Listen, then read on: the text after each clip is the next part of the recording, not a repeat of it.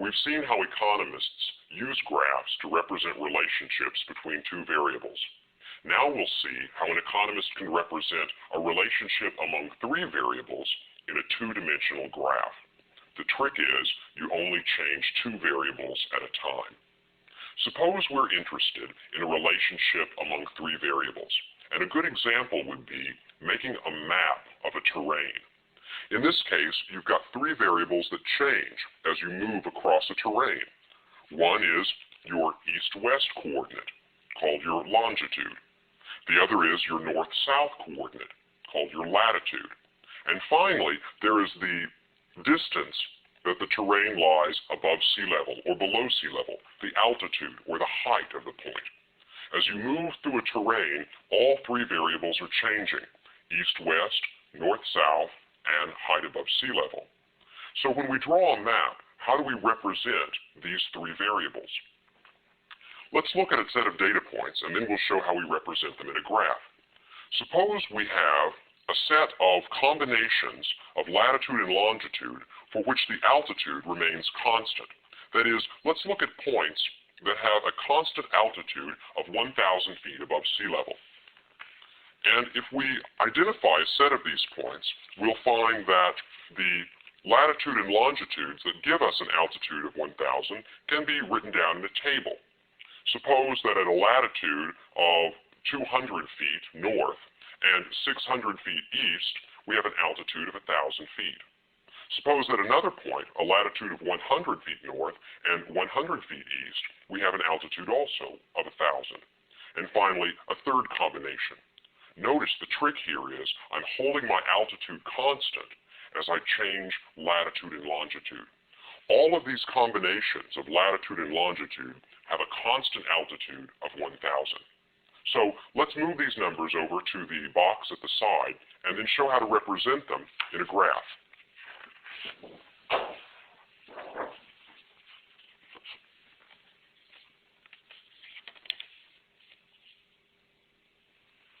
On the vertical axis, we will measure the distance north or south, or the latitude.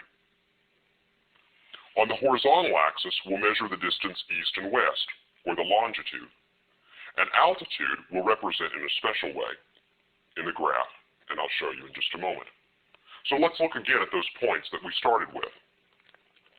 Suppose that we are considering the point 60 east and west, 200 north and south, and an altitude of 1,000. That will lie in this picture in this way. First, put the longitude on the horizontal axis. The longitude of 60 means that we are at a point like this one. The latitude of 200 means that we are up here at 200. So I'll put a dot here to represent that combination of latitude and longitude. With 100 and 100, we also get the same altitude. And finally, with 280, we get the same altitude.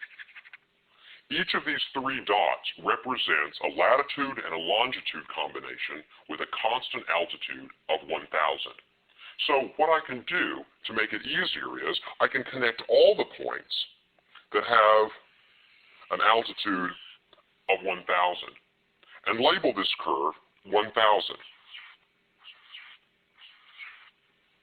This collection of points is sometimes called an isoquant, from the word that means same quantities. That is, each of the points on this curve represents a combination of latitude and longitude with a constant altitude of 1,000.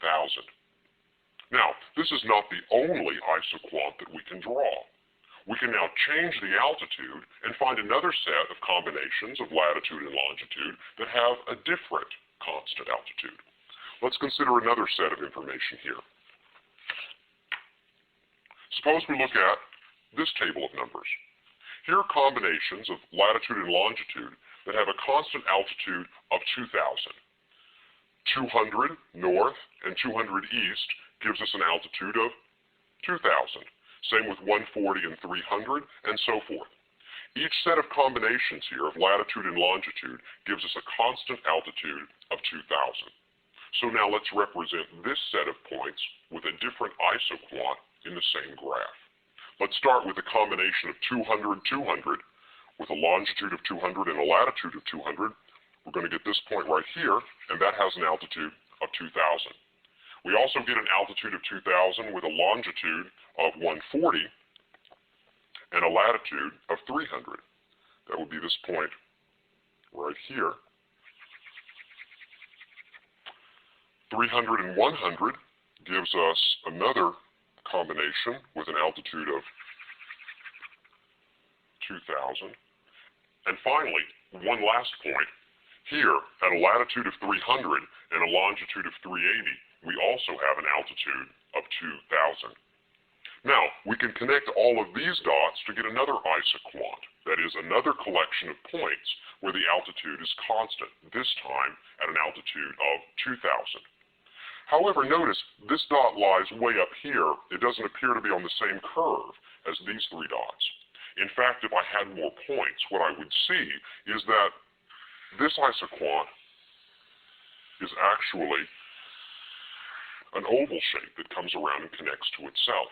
Unlike this isoquant, which doesn't appear to bend back on itself, here's a complete set of points where all of these dots form a closed oval with an altitude of 2,000.